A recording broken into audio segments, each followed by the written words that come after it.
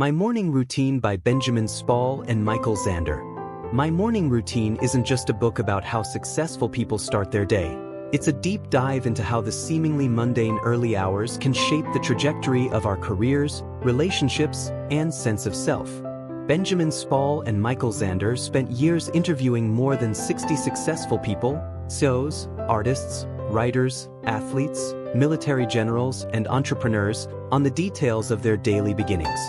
But this book isn't about copying the habits of the elite.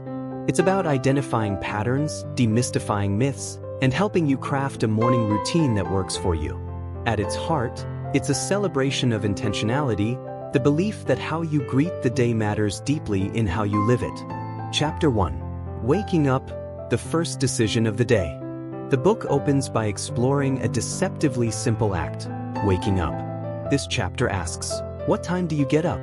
Do you leap out of bed or groan and hit snooze? The answers vary widely. Some interviewees wake at 4:30 a.m., like Jocko Willink, former Navy SEAL, while others don't rise until mid-morning. Spall and Xander challenge the rigid glorification of early rising. The takeaway isn't that 5 a.m. is magic, it's that consistency is. The authors emphasize that how you wake sets the tone. Some people rely on alarm clocks. Others use natural light or phone apps that mimic sunrise. Regardless, intentionality rules the morning.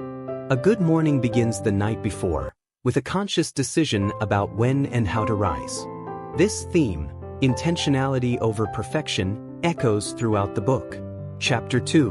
Movement, the body in motion prepares the mind. One of the most common threads among the interviewees is morning movement. But again, there's no one-size-fits-all. For some, it's intense exercise, weightlifting, running, CrossFit. For others, it's yoga, stretching, or even a brisk walk with coffee in hand. The key insight is not about burning calories. It's about signaling to the brain that it's time to shift from rest to activity. Gretchen Rubin, author of The Happiness Project, starts her day with walking and audio learning.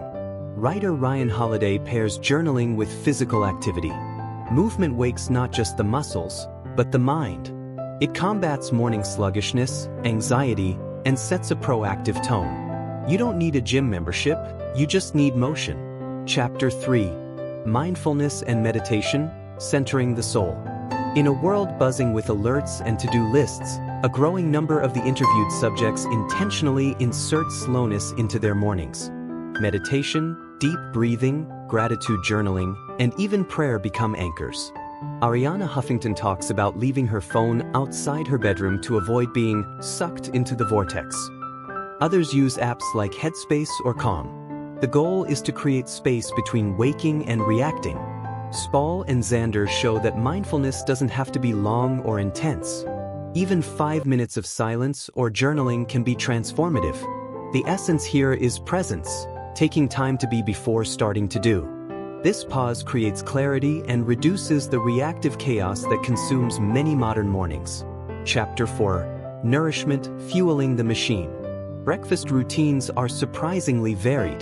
Some guests swear by protein-rich meals, others fast until lunch. Bulletproof coffee appears more than once. One consistent idea, hydration. Many interviewees begin their day with water, sometimes lemon-infused or warm, to flush the system and hydrate the brain. Interestingly, many routines are less about nutrition science and more about ritual. It's the act of preparing coffee, the familiar clinking of mugs, the quiet moments before the day's noise that people cherish. Food becomes not just fuel, but a mindful start. It reminds us that we're human, that before the spreadsheets and deadlines, we are bodies that need care. Chapter 5. Kids, Chaos, and Compromise, Mornings with Families. One of the most refreshing parts of the book is its acknowledgement that not everyone has the luxury of a calm, solitary morning. Parents, especially those with young children, often trade ideal routines for reality. The book doesn't offer platitudes. Instead, it celebrates adaptability. Interviewees like fitness coach Joe Holder and entrepreneur Whitney Johnson discuss how children reshape routines, but don't ruin them. Instead of long meditations, parents may find stillness in small moments, a quiet coffee while the kids play, or gratitude practiced in the school drop-off line. The key insight is this: your routine should serve your life, not the other way around. Chapter 6: Technology, Friend or Foe? Phones are a major morning battleground. Many of the subjects have a strict no-phone policy in their first waking hour. They resist checking email, social media, or the news. Because these actions hijack attention. When you scroll before you stretch, someone else is programming your mind. Others use technology more consciously. They may listen to a podcast while brushing their teeth or review a digital to-do list. The takeaway isn't that phones are bad, it's that unconscious usage is. Morning routines should be designed with intention, and for many, that means a digital boundary in the first 30 to 60 minutes of the day. Chapter 7: Work starts before work, designing a proactive day. A powerful theme throughout my morning routine is the idea of beginning your workday before stepping into the office or opening your laptop. For many high performers, morning is their most creative time. They write, sketch ideas, or outline goals during this golden window. Benjamin Hardy, psychologist and author, writes before breakfast. Others spend time on deep work, tasks requiring focus and originality, before meetings or emails flood in. The idea is to use your mental peak for your most important, not your most urgent, work.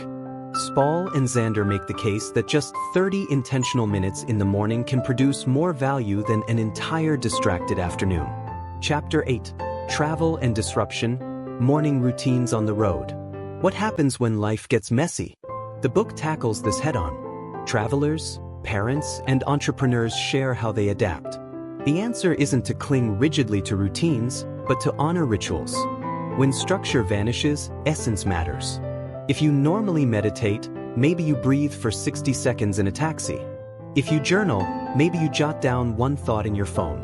The goal isn't perfection, it's continuity. Routines that survive disruption become internalized. They shift from external schedules to internal values. Chapter 9: Building Your Routine, A Life by Design. Finally, Spall and Xander turn the spotlight on you. They don't prescribe a formula, but offer a toolbox. They suggest starting small, adding one habit at a time, and emphasize experimentation. What energizes you? What grounds you? What's realistic for your current life? They stress that the best routines are iterative. They evolve. What worked in your 20s might feel absurd in your 40s. The key is awareness and agency, being conscious of your needs and bold enough to adjust. They encourage readers to design their mornings like architects, thoughtfully, creatively, and personally. Conclusion: your morning is your message. More than a book of routines, my morning routine is a manifesto. It argues that how we begin our days reflects how we see ourselves. Are we reactive or proactive? Are we caring for our bodies and minds, or just running to survive? Are we beginning in silence, in intention, in gratitude? The book doesn't promise that a morning routine will fix your life, but it suggests that it might just shape it. When we take ownership of our mornings, we reclaim the most precious part of our time, the beginning. And in that beginning, we find not just productivity, but presence, purpose, and peace.